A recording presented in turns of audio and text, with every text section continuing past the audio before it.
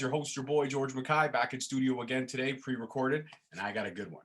As you all know, I'm a big fan of the NWA, big fan of the resurgence in the product and all that good stuff that was happening. But this lady is someone that when she debuted, I was all in. I was very excited to sit down and talk with her today. I'm not going to waste any more time. Please help me welcome Kamille Brickhouse to Straight Talk Wrestling. How are you? Hello, hello. I'm good. How are you doing? I'm good. I'm good. Like we just discussed before we went on air, it's raining where you are. It's raining where I am. It's a great time to be indoors and have a conversation about wrestling. Yep, for sure. So, Kamille, one of my first questions is, when you debuted October, 2018, a lot of cool things changed. You were kind of brought in as Nick Aldis's insurance policy, if you will, to make sure Brandy Rhodes didn't get involved in any shenanigans at that match. And then you progressed, you debuted with him in NWA and stuff like that. So talk to me about that whole kind of process about when you got hooked up with Nick to kind of be his insurance policy. Yeah, well, at that point, I was kind of taking a break from wrestling for a bit. I didn't know if I was coming back or not. And then I got a message from Dave Lagana asking, he was just like, hey, are you really done with wrestling? And I was kind of it a little bit. So I was just like, why? What's up? Like, what do you got for me? And he explained that the situation, that it was kind of to, neutralize Brandy. And that he said, like, hopefully it becomes a thing. It might not. I can't promise you anything. We're just going to see how the chemistry is, what happens, and how, the fans react. And it just went really well. And even though people were like, who is that? What's going on? We could tell that they were interested in us as the dynamic as, him basically having a female bodyguard. So, it just went from there. There's only one other lady that sticks out to mind with the same kind of debut set that you had, very similar. And that would be, obviously, I'm sure you've heard the comparisons, Chyna. Chyna debuted much as Triple H's, bodyguard, kind of the DX muscle, if you will. And her career was, while she was in wrestling, of course, her career was fantastic. Personal life aside, she still is, hands down, probably one of the best female entertainers in this business of all time. Oh yeah, I mean everybody. I mean people. She's one of those people that even outside of wrestling, people know who Chyna is. It's just she's just a figure and she stands out. So yeah, for sure. You stand out in a lot of ways too, and I loved everything that they did. I love the she could speak for herself, and then when you would go to speak for yourself, you would just give that kind of raised eyebrow, like, I don't need to talk right now. I don't need to talk until I need to, because I'm going to let my actions I'm going to walk the walk before I talk the talk. That's the way I looked at your character. Yeah, and for sure. I loved everything about it. And most the unfortunate part is that when this fucking pandemic hit, everything kind of stonewalled all the momentum that your character had. We finally heard you speak. We heard that amazing, 4.5, 5 minute vignette that they did. And the one part to me that I loved about that vignette the most was where they got the close-up shot of you and the red hair. And you just kind of tilted your head and you're like, I'm going to ruin all of you. And I was just like, when I watched that at home, I was like, holy shit. Business literally just picked up. So it's unfortunate that everything kind of stoned. I was about to say, picked up and then died. Yes. It literally, it picked up and died all in like the same month. And had nothing to do with you. It was just fucking COVID. But in terms of where they were progressing with your character, I'm not sure how much you're allowed to reveal or how much you're allowed to talk about. There was obviously going to be some matchups you were going to run through the women's division, and then you're probably going to be matched up with Thunder Rosa for that NWA women's title. Am I right in saying that? Down the line, that was definitely something that we would have been looking at, just because, I mean, once we just had that little, not face off because we weren't close, but she was on the outside of the on the apron, and we kind of looked at each other and had that moment, and everybody wanted it. So yeah, the plan was that we'd be first NWA female main event on a pay-per-view for this new era, at least. And that was, I didn't know when it would happen, but it was going to happen eventually. So yeah, and now it's just, I feel like we're gonna, when we bring back Power, it's kind of gonna be starting at square one, really, with everything. It's just how it goes. Absolutely. Is there any kind of timeline on Power? Can you kind of give us any kind of leadway on when things might start picking up again? All I know is it's coming back, and we're looking at dates now. So it's coming back. That's good. It's just a lot of, especially Billy is a bit of a germaphobe anyway, so you can only imagine what, this whole COVID situation. We just want to make sure we have the proper protocols in place and make sure that everything's super safe if we're going to do it. So that's kind of what we're down to right now. Yeah, and you can see all the other companies that are still plugging away. WWE, AEW, obviously they're plugging away, but there's risk factors. So many have tested positive in WWE. There has been some positive tests in AEW that have stonewalled storylines, and that's what you don't want to happen. You don't want to build this whole thing again, get this train running, and then God forbid somebody tests positive, and then all of a sudden, okay, now we got to change this. This has to be removed. We got to pull her away. Got to pull him away. Got to add her to the mix, and it just becomes a shit show, a fiasco, trying to keep the storylines intact, which is one of the best things that NWA does, is they keep the storylines intact. And that's why I love the product. I love that. Plus I love the intimate setting. I love that little small studio setup. I love how everything's right there. I love the promo booth in the corner. I love the whole 9 yards. I mean, everything that Billy Corgan and Dave Lagana have set up over there is fantastic. Now, I know Dave has kind of stepped away from the product, but I know Billy's holding it strong. And I got to ask, since we're on the subject of Billy Corgan, I've watched a couple interviews you did for other sports factors when you won that award and stuff like that. Where are they now? And you actually mentioned in your, I think it was Zoom or Skype interview, that you never listened to Smashing Pumpkins. Has that since changed? Have you opened the doors to the Smashing Pumpkins? No. Okay, I had to ask. I like the one song "Disarm," and I like that one, and that's about it. Are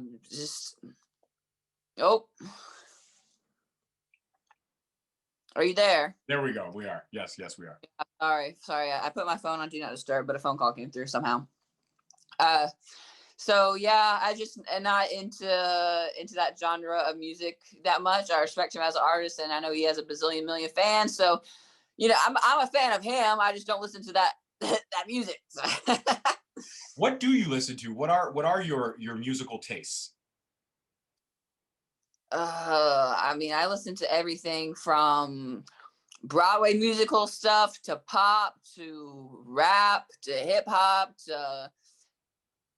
I mean, even my fiance, he listens to what I call screamo, but it's called like deathcore and stuff like that. Now, sometimes that pops up on my gym playlist. So I really do listen to it. The thing about like Billy's music is it's kind of like that era of, to me, it's almost like too easygoing or something. I grew up in Durham, North Carolina, so I like soul. Like I like people that can sing, and it's just a little bit different. That's all. That's right. Fair enough. I have appreciation for the soul music and stuff like that. I love me some rhythm and blues, some old school jazz and all that. That's the good stuff. That's the good stuff for sure. In terms of the next steps and stages for you, we've seen a couple of your NWA counterparts branching out. I mean, obviously Thunder Rosa over at AEW right now, they're kind of lending her because, I mean, she's got to represent. And I've heard whispers that Zicky Dice is going to make some appearance because he's got the television title. Nick Aldis is still doing stuff with ROH and stuff like that. So in terms of if the strap were to go on you, I mean, if NWA Power comes back and you are able to snag that title from Thunder Rosa, who's also a former guest of mine, she's an absolutely fantastic talent, and she's a tough opponent. I've seen that chick literally take a lot of punishment and keep rolling. And same thing with you. I've seen you in some of your indie stuff and highlights. You can dish it, you can take it. So both of you in that match would be 10 stars across the board.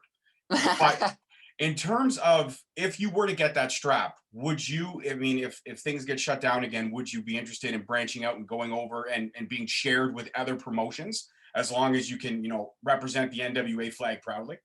Oh yeah, I mean, I think you said it yourself. As long as I'm representing NWA, then that's what it'd be better. I mean, it's better than it not being represented at all and it just sitting at home in a closet somewhere, So getting out there, showing what you got, and I personally think it's pretty cool to do the promotional type stuff, as long as it's done the right way and it doesn't get too messy. Then yeah, it's cool because people can see, like, I hate this word, dream matches that they've wanted to see that might not be able to happen if they weren't able to do interpromotional. So yeah, dream matches is a word that we fans throw around a lot because that's what wrestling fans do. Whenever I do questions on my Instagram page, I literally will never answer those questions because it is the most annoying question in the world to me. Yes, Fair we're giving enough. you a heads up right now. Yeah. So speaking of dream matches, no, Yeah. in terms of like all the impressive female talents that are in NWA, but also the fact that like I said, you're very reminiscent of China, and you can mix it up with the big boys. I mean, not to throw out dream matches, but possible storyline. Let's say, can we go with that? That's a fair thing. Possible Uh-huh. storyline. If the opportunity came to have, a shot at the NWA World Title. I mean, we're talking Nick Aldis or whoever holds it at the time. And I think you can mix it up with Nick or anybody else. I've seen you push Nick. I've seen you get right up in Nick's face. And like I said, you're a fantastic human being. You seem like a sweetheart. But when that face hits, the face I'm talking about, that Kamille, like Dude, I do. resting biatch kind of face. Uh-huh. If something came up that you could potentially have a match with Nick, would that be something that you would definitely do, or even whoever's holding the title at the time? Honestly, no. Just because I feel like NWA is a bit old school, and I'll probably get heat for saying this and whatever, but I personally don't want to really get into that whole like intergender world, just because I think a lot of people kind of use it as a crutch and use it to show like, oh, I can do this too, and I'm just like, to me, I don't need to do that to prove that I'm a badass woman. And if it were like a mixed tag or something like that, I would be totally down. But just a one-on-one match in the NWA setting, I don't think that that would really go with our product. So No, I completely agree with you on that. I just had to throw out I tried to do the dream match thing, but spin it. I've had that right. match in my head a couple of times, but I didn't want to get you angry with the dream match question. So the women in the NWA, I mean, you had that one debut match against, I think she was a jobber. I can't even really remember her name right now, but it was the same match where the vignette took Maddie, place. Maddie Thank Max is Maddie Max, yes. And it was, I mean, great. She's awesome. yes, and you decimated her completely, handled your business quite easily. And then we saw that awesome vignette that I'm talking about. And anybody that doesn't know what we're speaking about right now can go back to the NWA channel on YouTube. They can see it all. That vignette is absolutely badass. I mean, just the face at the end, like I said, guys, the close up, I will ruin you. Yeah, it was great.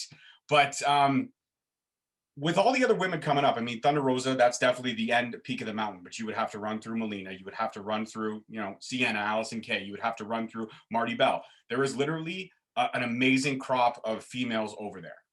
Looking at the rest of the wrestling world, I mean, if you were to mix it up with any other promotion, is there any other female in any other promotion that you would be exciting at working with if the opportunity came and you had the NWA strap on you? Like anybody that you'd be interested in definitely getting into the ring with and mixing it up? Not a dream match, just somebody you'd like to work with.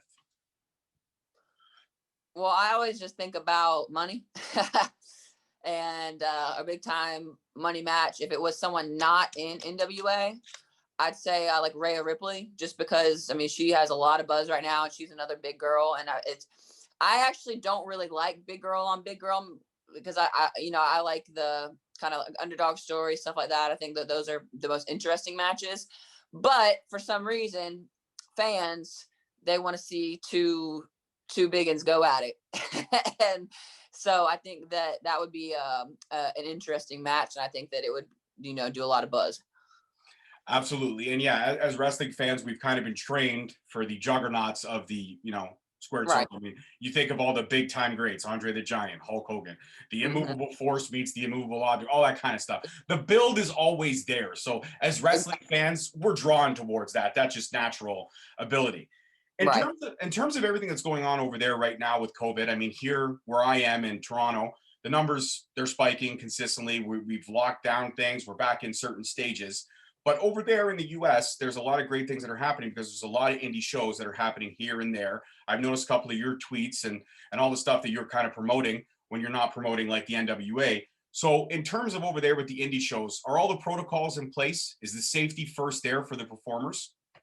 Well, I haven't worked an independent yet, like a straight up independent. What I worked, the only thing I've worked so far is Primetime Live, and yeah, we had the COVID testing come to our room, got a finger prick, got our results back in 15 minutes. So and we had to wear a mask backstage and everything until we went, to go actually work. So, I mean, everything there was in check. I can't speak for anything else because I haven't worked anything else yet. So I guess we'll see. Absolutely. And the protocols in place are the most important thing, especially for you guys performers. As much as we, the fans, we miss it and we love it, we have to take in your health and your safety first over our own. Because if you're not there to perform, then we have nothing to watch. And Right. that's the worst part about it is I couldn't go a day without wrestling. I'd lose my fucking mind. I really would. I absolutely would. So yesterday we were actually supposed to sit down and we couldn't because you had to take your fiance to the airport. Congratulations on that. So Thank you. spinning it into personal questions, the wedding. How's that going? Planning? I mean, obviously it's all changed right now with everything, but you have a lot more time on your hands since you haven't really done too much. So other than working out, you probably have a lot of wedding plans that are kind of coming forward now a little bit. Yes? No, not at all. I'm like the least like girly girl planner ever when it comes to that sort of thing. I've never been like the dream wedding kind of girl.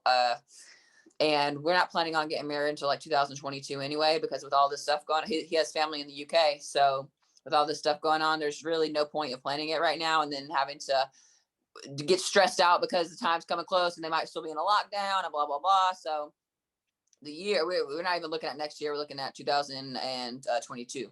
And so I'm thinking I'll start looking into planning around like summer of next year.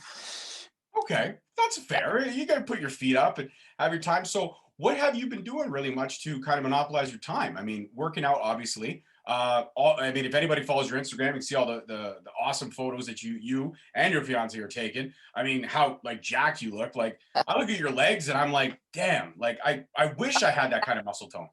Bodybuilding competition. I don't look like that anymore. But yeah, just working out, trying to stay fit. And I got my real estate license, which actually just went active because the whole process of it turning active and stuff is annoying in itself, but just went active today. So I'm going to start putting a lot of time and effort into real estate. That's fantastic. I mean, always good to have a backup plan and do something like that. I would definitely buy a house from you just because I was being intimidated as shit. Buy this house. Okay, I'll do it. Yeah, everybody listening, Kaylee Farmer, the wrestling realtor on Facebook. Check it out because I just made my page today, and that's my thing. Wrestling. I'm going to go follow you right now. I'll follow you when we're done the interview. I'm going to go follow you as long as you in turn help your favorite podcast hosts out now and you follow Straight Talk Wrestling on all the socials. If you could do that for me, that would be amazing. I got you. All right, perfect. So going forward into, I mean, we could talk all about dream matches and possible storylines and stuff like that and big money matches and all those kinds of things. But what's the one thing? Hey, hold on 1 second because I'm okay. Are you there? Yes. I'm just making sure. But so my fiance is back out on the road and sending stuff, and I'm making sure that I forgot to tell him I was doing a podcast, and I think he just landed, and I'm making sure he's not freaking out. Like, what are you okay? So, sorry. That's okay, no problem. So in terms of everything that like we could talk storylines, all that kind of stuff all day long. But in terms of wrestling and what you haven't been able to do, and it's something that you obviously enjoy or else you wouldn't be doing it. What's one of the or possibly two things that you miss not being around wrestling consistently like you were before the pandemic? Well, I think, and I mean, important thing is just the confidence in the ring because the more you do it, the more fun it is because it's easier to put together a match. It's easier to do the match. You just kind of find a groove. So not really having that groove is scary is not the word, but is a bit off-putting just because every time it's like you haven't done it forever and it's like riding a bike, but it's not, So I miss that and just having that confidence, like, okay, let's go in there. And then just the camaraderie backstage, really. I mean, we have a great group of guys and girls back there. So just being able to, have some girl time and chill and talk and everything like that. And obviously miss that. For sure. That's understandable. I mean, not being able to see everybody on a consistent basis. And also ring rust is a real thing for people who don't know and have never done it. It is a legitimate thing. If you're not in the ring and you're hitting the ropes and all that stuff, if you're working every couple of days or like you have not been working at all lately, it's hard. Once you get back in the ring to get that rhythm and everything again and that timing, it's going to take a while. It doesn't just, come back like a bike. It really does take some time to get back into the shape. So, I mean, anybody that doesn't know you and know your history, I mean, you were a fantastic softball player. you rocked out football for a little bit, the bodybuilding stuff, wrestling. But I want to talk about the bodybuilding stuff for a second. So, like I said, those pictures that you said, you don't look like that anymore. But I mean, you still look pretty damn toned to me. So, still intimidating nonetheless. In terms of the bodybuilding stuff, how was the preparation for that? Because I've never really spoken to anybody in the bodybuilding world. So, when you're preparing for something like that, what is involved in all the preparation for that?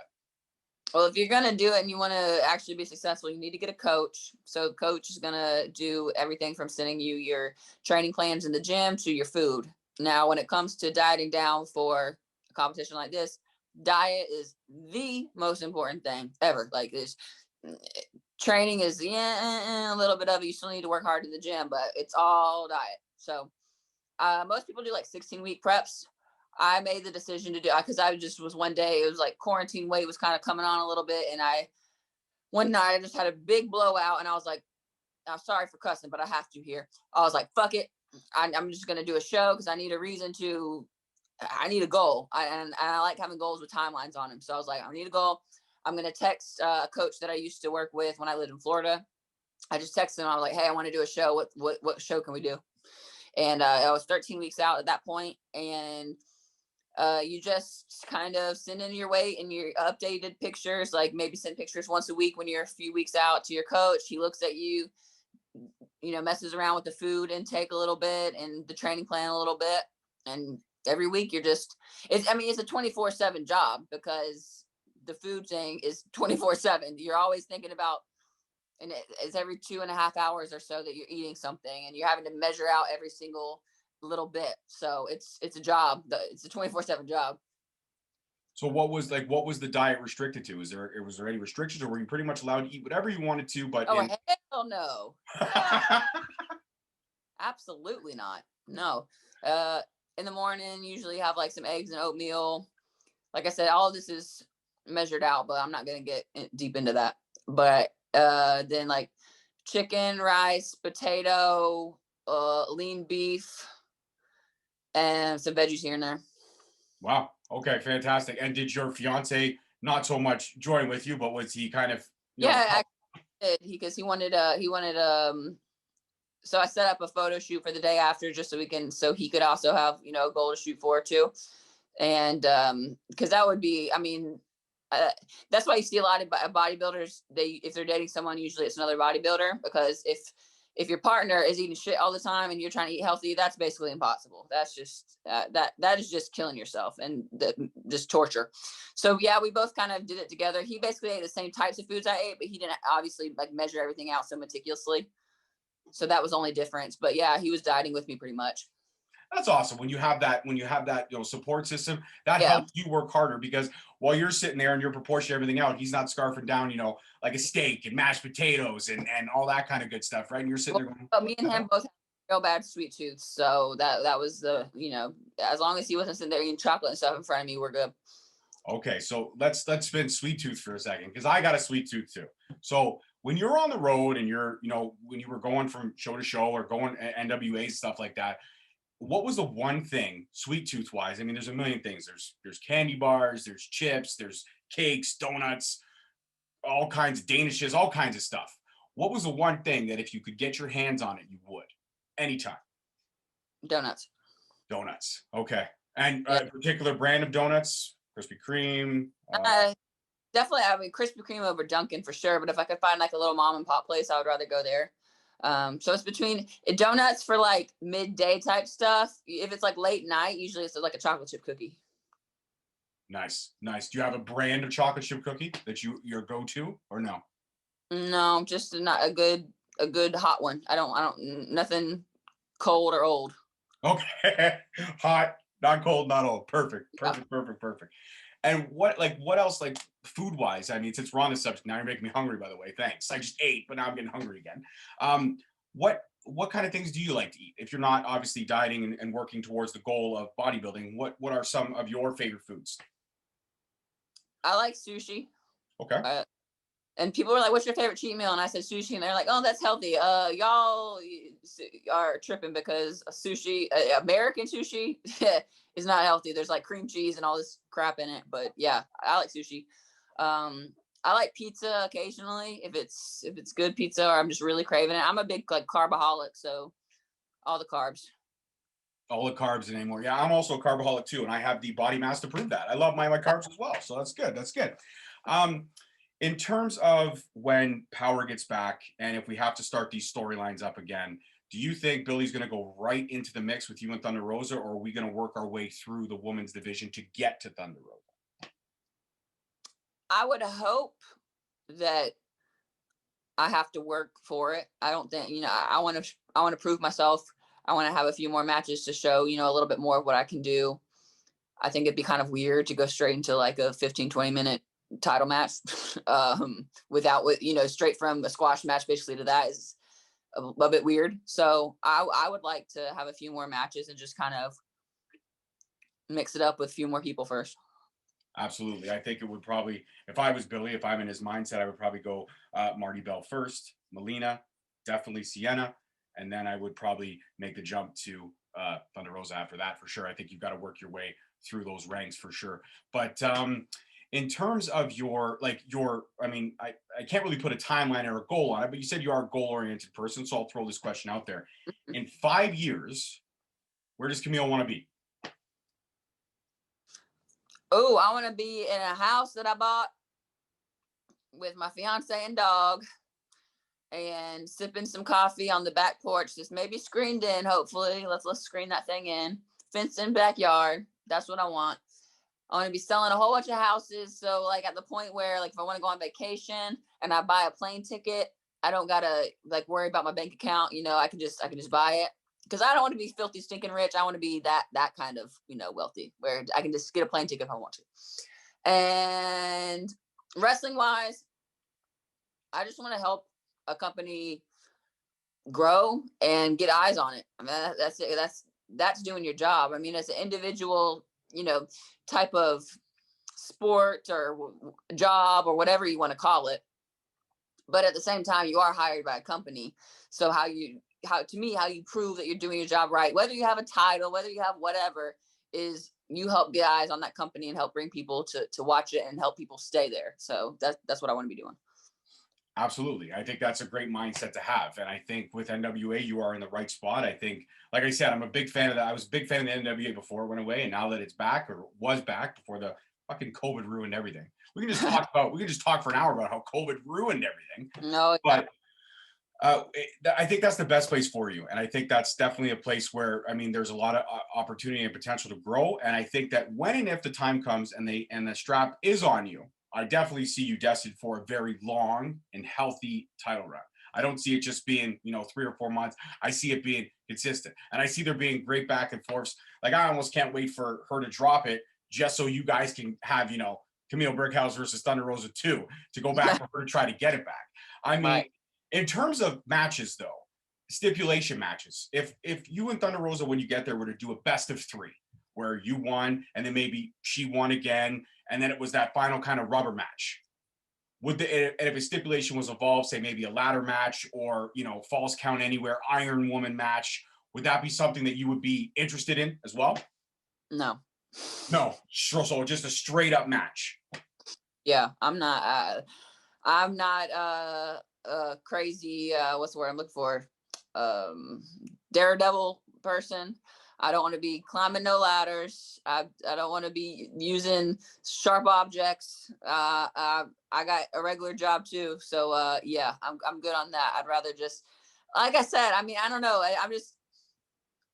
I'm old school, and I feel like I do stuff in a way that other people don't. And so when I do my matches, I want to be able to show that, and a whole bunch of it can be done right. Like if it was like a street fight type thing, that'd probably be the only type of thing that I would do is like a street fight. But going too outside with, ladders and like, no. All right, fair enough. Yeah, no, I can see you're just like, no. Sorry, I'm sure that's a disappointing answer to everybody, but I'm just keeping it real. No, it's not a disappointing answer at all. It's the honest answer. And that's what I appreciate here on Straight Talk, is we are straight up. And while we're talking about Straight Talk, I got to shout out my sponsor, because if it wasn't for him, you and I wouldn't be sitting down talking. So shout out to Ray Bernardo, Road Spoiled Chrysler. Don't overpay, buy from Ray. He helped hook this up. And it's been a great conversation so far. So we got about another 15 minutes or so to go. But in terms of, you mentioned your dog. I also have a dog. Now, your dog's probably way bigger than my dog, but she's a little Maltese, about yay big. My wife and daughters picked her out. She's cute. She bites my hands and my feet and my ankles and annoys me sometimes, but she's all right. But what kind of dog do you and your fiance have? So I have an Akita, and she's all white, and she's beautiful, and she's my service dog, so she goes with me everywhere. Fantastic, fantastic. Yeah, those are gorgeous, gorgeous dogs for sure. Yeah, 100%. she was smaller than most American Akitas. She's about 60 pounds instead of 100 because she was the runt of her litter. So she's like the perfect size for us. Oh, that's fantastic. That's fantastic. Yeah. And you mentioned down the line home with your fiance. Then obviously 5 years from now would be your husband and your dog. Any plans for little ones running around in the near future in that 5-year plan, maybe? 5 years? I don't know about 5 years. I don't know. I go back and forth with that a lot, actually. Just I think the climate of today's world makes it a bit tough to be super excited about bringing a kid into it. So I worked with kids for the longest time, and I love kids. But as far as having my own, like I said, right now, it's definitely not off the table, but it's not. It doesn't seem like an exciting thing right now with the way the world's going. Absolutely, absolutely. There's a lot of, obviously, you got the pandemic to worry about, but also a lot of social and economical issues. Plus, you've got big election coming up between two very similar yet different opponents. I mean, I could talk all day about how bad Canadian politics is. I don't want to get into it with we'll leave politics off the table for sure. But it sounds like you have a great support system around you. You've got that fantastic dog. You've got your fiance, who sounds like a fantastic human being. What about family support? Mom and dad, are they supportive of the bodybuilding, the wrestling? I mean, they've always been supportive of your sports. I can tell that from the get-go. But are they supportive of everything else that you've been doing? Oh yeah, they're my biggest fans. I've probably been spoiled by their support because like they try to come to everything they can, and my dad likes to retweets even like my pictures where I'm trying to have like a sexy picture. He's just so supportive of it. He'll just retweet it, like whatever I do, just support, retweet, like everything, like they just support everything I do. So and they know that I'm a smart girl and I make good decisions, so I think that helps them. Absolutely, absolutely. You've made a lot of great decisions so far from everything that you've done in the wrestling career that I've seen, plus the sports. I got to ask, though, I got to go back to that vignette because that vignette's my favorite. You talked a lot about your softball career and everything that kind of happened. Was a lot of that stuff that you said really true, that parents would keep their own stats? Oh, all that. I wrote that whole promo myself. So yes, that's all true. Wow. That's what kind of parents would do that? Parents hated me. They just, because I don't know. I took the spotlight away from their kids, or took playing time away from their kids, and everyone thinks their kid's the best at that age, and they're just probably not. So. Wow, that's insane. I mean, sometimes you can always tell some things have been beefed up or padded out to sound good on air, but if that happened to you, that's insane. Good for you for rising above that, though. It must have been a challenge, though, when you had all these people kind of hoping you would fail. Well, one story that wasn't put on there because I said quite a few things. A couple of stories on there is I got in a fight with the girl on my team in high school in the locker room because her parents were yelling bad things in the stands, and I was the team captain, so I was sticking up for all of the girls, and I ended up having to fight the girl. And then when I was young, they wanted to check my bat and open it up because they thought there was like rubber balls inside of it because I was hitting it too hard, and basically to stay in the league, they said that I would have to start hitting left-handed. Yeah, like crazy stuff. And so that's why I've always kind of been a bit of a tomboy, because I was just like, all right, so it's not like I don't get along with girls, but you gotta think, if I grew up like that and there's always being a problem, and then that's kind of a mindset like, oh well, these people aren't gonna like me anyway, so fuck it.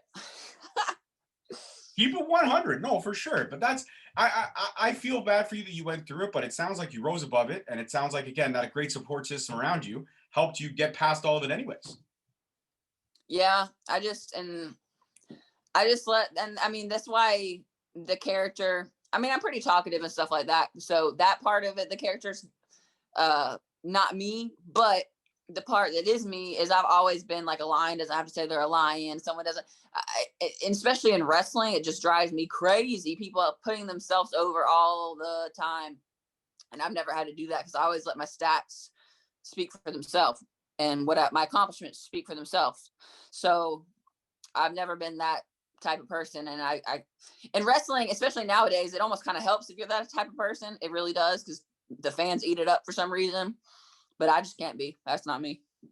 Absolutely, 100%. And speaking of social and economical issues and stuff like that, not to get again too political, but there was a movement at the start of this whole pandemic as well, the speaking out movement, and about everything that was kind of coming to light about backstage politics and what was kind of going on back there. And it was great to see everybody coming forward and making wrestling great again by getting rid of all those bad eggs. Were you, I mean, some of those wrestlers that were outed out, you probably worked with at shows, you probably knew, you probably had conversations with at one point or another. Was there anyone that you were shocked about when some of the stories broke of what was going on? No, I didn't really, to be honest with you, I didn't keep up with any of that. No? No. It's just a lot of that kind of stuff. If you try to be too involved and keep up with everything like that, it can just give you a headache. Like if I'm not promoting something or like doing something in the wrestling world, I try to just kind of stay out of the wrestling world, to be honest with you, because it could be a toxic place. So I can't even tell you who got caught out. I mean, I'm sure that's, like I said, I'll get heat for saying that, but I don't know. No, and that's fine. There's nothing wrong with that. If you kept it to the side, and like you said, if you weren't doing anything with wrestling at the time, you stay out of it. You kind of pick your bag up at the door, you go to work, you come home. When you come home, you're there with your significant other, you're there with your dog, you're doing that stuff, and then you go back to work the next day. That's how life really should be. That's how I do it. So you do it 100% correct. There's nothing wrong with that. One final question, two final questions actually, maybe, and we'll wrap it up. In terms of the spear, I love the way you do the spear. The spear is one of the most devastating moves if done right. There's obviously a few spears that rank up there. So when you were looking for the finisher that kind of cemented who you were as a wrestler, was there other options you looked at before you settled on the spear?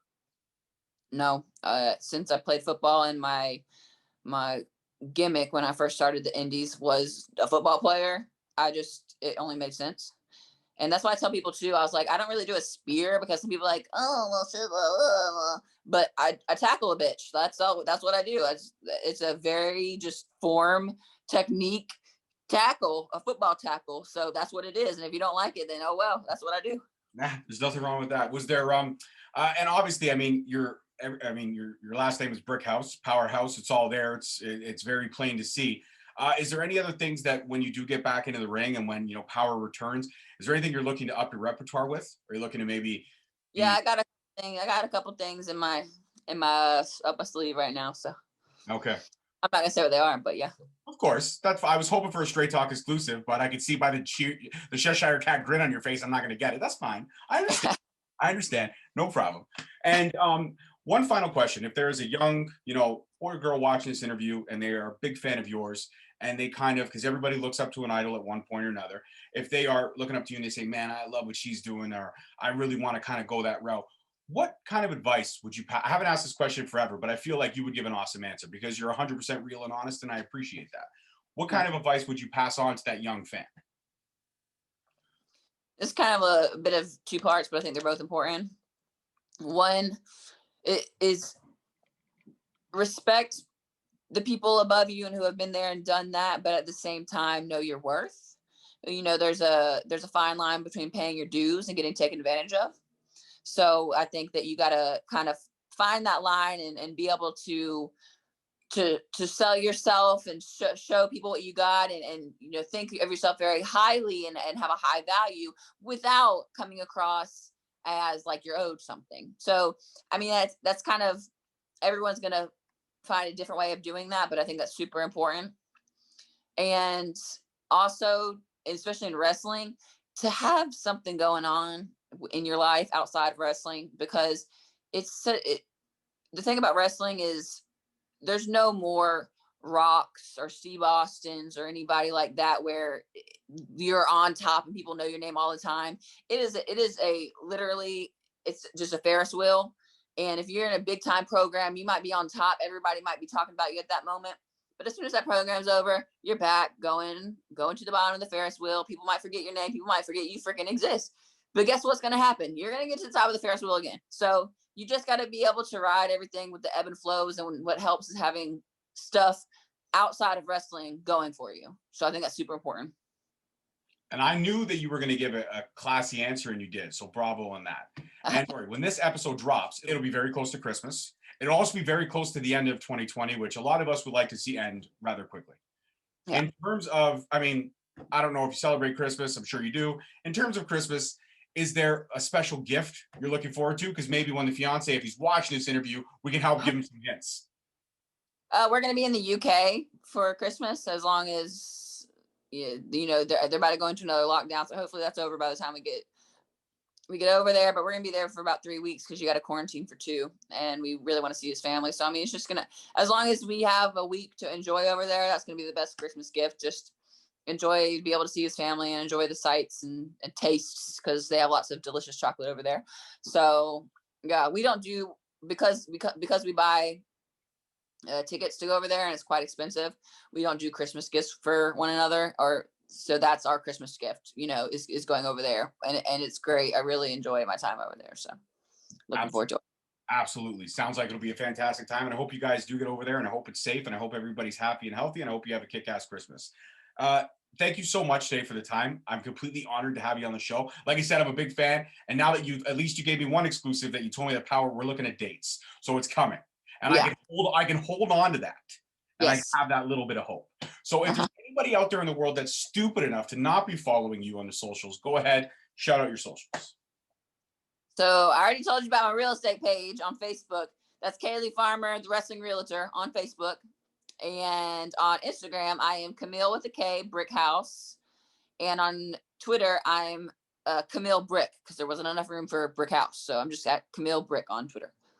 Awesome. Fantastic. And guys, you already know my socials, because I'm a glutton for self-promotion, at _Straight Talk on Twitter, Straight Talk Wrestling on Facebook and on Instagram. I'm going to go follow the Realtor page right after we hang up this phone call. And I hope to see some follows from you on your end.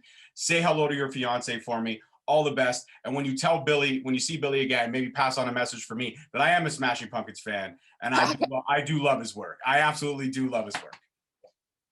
All right. Sounds good. All right, you take care. Enjoy the rest of your evening, and thank you so much for the time today. All right, thank you. Appreciate it. Bye-bye. Bye.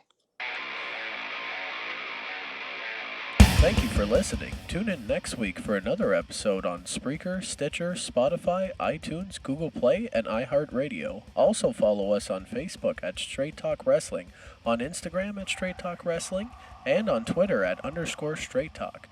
And for all our merchandise, you can search us on ProWrestlingTees.com.